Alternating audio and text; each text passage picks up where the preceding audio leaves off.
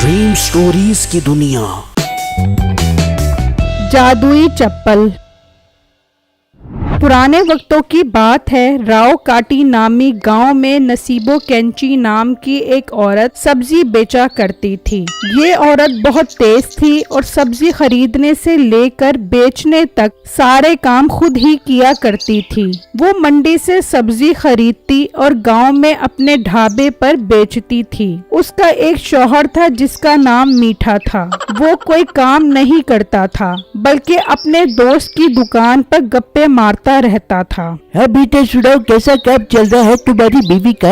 एकदम झक्कास चल रही है। अपने तो मजे लगे हुए हैं, कोई काम नहीं करना पड़ता, बस मस्त लाइफ गुजर रही है मेरी, एकदम झक्कास। यार तेरे तो मजे, हमें तो सारा दिन काम करना पड़ता है। सारा काम भी करो और घर खर्चा भी दो और बेगम की बातें भी सुनो। अरे यार तू तो पागल है। मेरी बेगम मेरे सामने चू चढ़ाक भी नहीं करती। जरा सी बात करती है तो मैं उसे धमकी लगा देता हूँ कि तुझे छोड़ दूंगा, फिर 220 की स्पीड से काम करने भागती है। अरे यार तेरी तो लाइफ बहुत मस्त है, और एक मैं हूँ जो यहाँ कद्दू टीने बेच बेच कर टीना बना हुआ हूँ। अरे यार अब बस कर नजर न लगा दी मेरी लाइफ को, ऐसे ही लोगों की गंदी नजर लग जाती है। वहाँ नसीबो कैंची सब्जी बेच रही होती है कि एक ग्राहक उसकी दुकान पर आता है। बाजी 1 किलो कद्दू, 1 किलो बताओ और 2 किलो मोगरे दे दो। अरे भाई मुंगड़े ना है, कद्दू और बताओ मिल जाएंगे। बाजी तुम्हारे साथ मसला क्या है? जब भी आओ तुम्हारे पास कोई सब्जी होती है, कोई सब्जी नहीं होती। मसला क्या है तुम्हारे साथ? साथ वाली दुकान से तो सब कुछ मिल जाता है। हाँ तुझा कर सी सही ले ले, मेरे से चिक चिक बाजी न करियो, मैं तेरी नस से चीर के सुखड़े डाल दूंगी। तुम तो बहुत बदतमीज औरत हो, तुम्हें बात करने की तमीज नहीं है। मैं जा रहा हूँ दूसरी दुकान पर। हाँ जा जा दूसरी दुकान पर जा, ऐसे मेरा दिमाग खराब करने आ गया। फिर वो ग्राहक दूसरी दुकान पर सब्जी लेने चला जाता है। बाजी आपके पास कद्दू बताओ और मोगरे मिल जाएंगे? हाँ बेटा मिल जाएंगे, तुम फिक्र क्यों करते हो, यहाँ सब कुछ मिलेगा, आप हुक्म करो, इसके अलावा भी कुछ चाहिए? नहीं बाजी बस यही चाहिए। आपका अखलाक बहुत अच्छा है, और एक वो मोटी नाक वाली औरत है जो बहुत बदतमीज है। ओए चिंपैंजी की शक्ल वाले मेरी ज्यादा बुराइयां न करियो, तेरे ढिड में लात मार कर तेरी उल्टी निकाल दे दूंगी। अरे बहन तू तमीज से अपनी दुकान पर खड़ी रह। आई बादशाह बच, मेरे ग्राहक से ऐसी बदतमीजी से बात न कर। ये तेरा ग्राहक कैसे आ गया? मेरा ग्राहक था, मैंने तेरी दुकान पे भेजा है। मेरा जूता खाने वाली औरत, तेरा तो मैं बंदोबस्त करती हूँ, तुझे ऐसा बदल चखाऊंगी कि तू याद करेगी। बाजी आप इसे छोड़ो, मुझे सब्जी दो। शाम में नसीबो कैंची घर जाती है तो मीठा सो रहा होता है। अरे मिट्टे बगैरत के बच्चे। जी जी बेगम जानू। घर के सारे काम कर लिए थे कि नहीं? बेगम सारे काम कर दिए थे। क्या काम किए थे, जल्दी जल्दी बता। बेगम नंबर 1 झाड़ू लगाई, नंबर 2 टाकी लगाई, नंबर 3 कपड़े धोए, नंबर 4 सुखाए, नंबर 5 इस्त्री किए, नंबर 6 नंबर 6 सो गया था ना, खड़ा कर तेरी नानी की लड़की बना बेगी आके। हाँ नंबर 6 खाना भी पका लिया था। चल शुक्र है तूने खाना बना लिया। बेगम अगर आप हुक्म करें तो मैं आपके लिए खाना लगा दूं। खाना बाद में लगा, पहले एक बात तो सुन, मेरे साथ जो सब्जी बेचती है उसने मेरी नाक में दम किया हुआ है, कोई ऐसा काम करके वो दुकान छोड़कर भाग जाबे। अरे बेगम तू फिक्र क्यों करती है, तू देख तो सही मैं करता क्या हूँ। उसे ऐसा सबक सिखाऊंगा कि वो खुद दुकान छोड़कर भाग जाएगी, कोई भी ग्राहक उसकी दुकान पर नहीं आएगा। चल मिट्टे मैं तेरी कारीगरी देखती हूँ, दिल खुश कर दिया तूने ये बात कर कर। चल अब जल्दी से खाना लगा दे।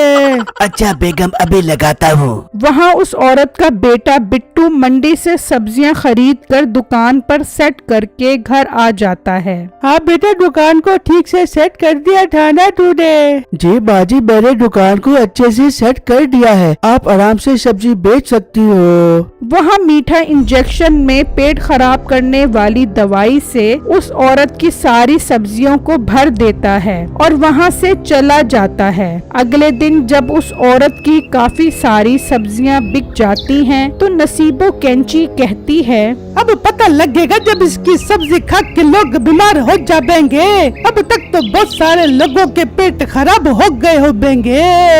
वो अभी ये सोच ही रही होती है कि एक ग्राहक उसकी दुकान पर आता है।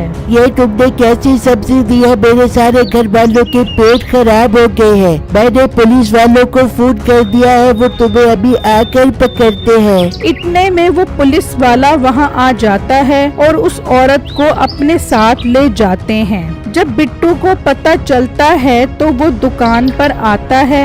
बाजी, मेरी अम्मी को पुलिस वाले पकड़ कर ले गए हैं। मेरी मदद करे है, बहुत गरीब लोग हैं। मेरी अम्मी को छुड़वा ले, मेरी अम्मी के अलावा कोई नहीं है। अब आया ना उठ पहाड़ के नीचे, तू अपनी शक्ल लेकर यहाँ से गुम कर। शाबाश। तेरी माँ जनसीबा वाली सब्जियाँ बेचती थी, उसकी वजह से बहुत लोग बीमार हो गए, इसलिए उसे पुलिस पकड़ कर ले गई है। भाई मेरी मदद करे, मैं आपका यह एहसान कभी नहीं भूलूंगा। चल भाग जा यहाँ से, चल भाग जा। फिर बिट्टू उदास होकर वहाँ से चला जाता है और परेशानी में जंगल से गुजर रहा होता है तो उसे जमीन पर एक चप्पल नजर आती है। यार ये चप्पल यहाँ कैसे आई है? यहाँ से तो कोई नहीं गुजरता। चलो मेरे पास चप्पल नहीं है, मैं ये चप्पल पहन लेता हूँ। फिर बिट्टू वो चप्पल पहन लेता है और आगे चलने लगता है। कुछ आगे आने पर वो एक पत्थर पर चढ़ जाता है और दुआ मांगता है। या अल्लाह, हमारे लिए पैसों का बंदोबस्त कर दे ताकि मैं अपनी माँ को छुड़वा सकूं। फिर बिट्टू जैसे ही पत्थर से छलांग लगाता है तो चप्पल से एक सोने का सिक्का निकलता है। बिट्टू ये देखकर बहुत खुश हो जाता है। यार ये तो जादुई चप्पल है, मतलब मैं जो कहूँगा वो काम हो जाएगा। ये कहकर बिट्टू दोबारा छलांग लगाता है तो फिर सोने का सिक्का निकलता है। वो फिर दोबारा छलांग लगाता है तो फिर सोने का सिक्का निकलता है।